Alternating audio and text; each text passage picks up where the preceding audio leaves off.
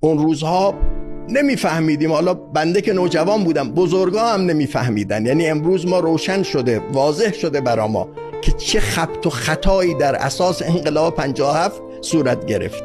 زمان خدا بیامرز مردم ترس نداشتن، داشتن زندگیشونو میکردن. امروز فهمیدیم ایران رو به پیشرفت بود. امروز فهمیدیم اون خدا بیامرز ضد دین نبود و به قول مرحوم داریوش شایگان گند زدیم همه. چه گندی این دنیا قبلش هم بوده. ببینید نظام پهلوی چگونه حکومت میکرد، کشورهای عربی چه نسبتی با ایران داشتن، چقدر اون نقشش برجسته بود. عربستان، امارات، اینا در چه موقعیتی بودن؟ عمان چگونه بود؟ نیرو میفرسته به عمان برای مقابله با تجزیه طلبان ظفار و نجات میده عمان از کمونیسم شوروی. هنوز دولت عمان خودش مدیون ایران میدونه به اعتبار البته اونجا. همه ماجرا همینه.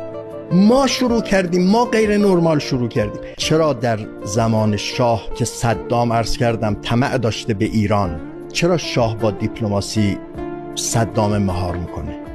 اما شما یعنی جای دیپلماسی کجاست؟